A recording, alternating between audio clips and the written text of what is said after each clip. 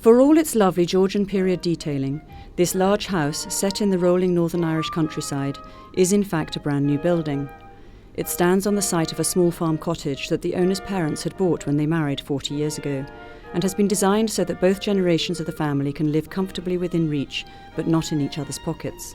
My husband wanted our children to have the same idyllic childhood that he'd had living on the family farm, and his parents didn't really want to leave the home they love. So we decided to knock down the cottage and build a house large enough for us all to live under one roof, separately and independently of each other, says the owner. The house is classically arranged, with the entrance hall at the heart of the home.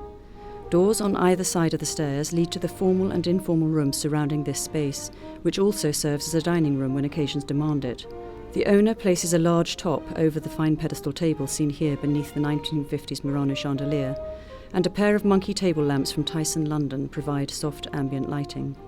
Although the family spends most of its time in the kitchen sitting room across the hall, the owners wanted a drawing room where their more formal pieces, including this carved wood rococo settee and a pair of Georgian swan-neck chairs, can be enjoyed.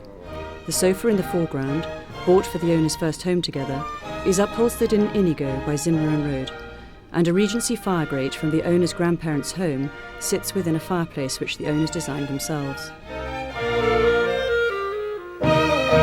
On the other side of the hall, the owners have created a large open-plan space that is as comfortable as it is practical, with pocket doors concealed within the arch so that the sitting room can be shut off from the dining table and kitchen. This house may be a new build, but the owner's attention to period details are a reassuring statement of intent.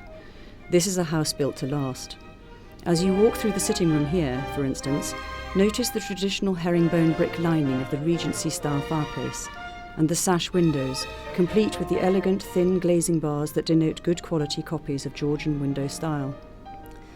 A pair of large quad pendant lights from original BTC and the mirror-tiled splashback help to keep the kitchen bright and airy, with punchy colour added in the form of chair cushions by Lidby Living and a lampshade by Kate Foreman. In the old cottage, the pantry had been inconveniently situated at the end of a corridor away from the kitchen, but the new build gave the owners the chance to place it a step away from the kitchen and the fridge. Situated directly above the hall, the landing at the top of the stairs is also the link between the main bedroom and bathroom, the children's bedrooms, and a private connecting door to the owner's parents' house. We always meant to change the colour of the bath, the owner continues, pointing to the room, decorated with Fired Earth's hummingbirds wallpaper, but somehow it worked with the rest of the room, so it has stayed orange.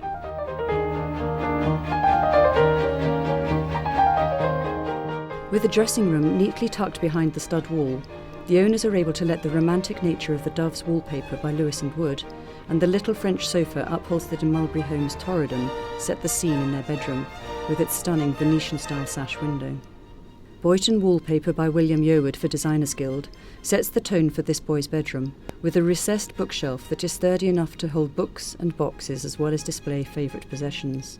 I want them to enjoy being sisters while they're young, says the owner of her daughter's bedroom, which is decorated with stars wallpaper by Barnaby Gates. The kidney-shaped dressing table and button stool belonged to the owner when she was a child.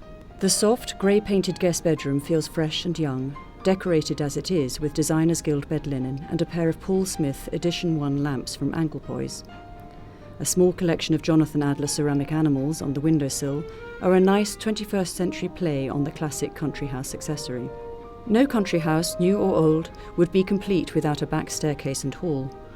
The garden is a work in progress at the moment, says the owner, so pots and plants tend to end up here with the melee that is our Wellington boots, coats and hats. It can be a bit muddy, but what family house in the country, or anywhere really, isn't, she asks.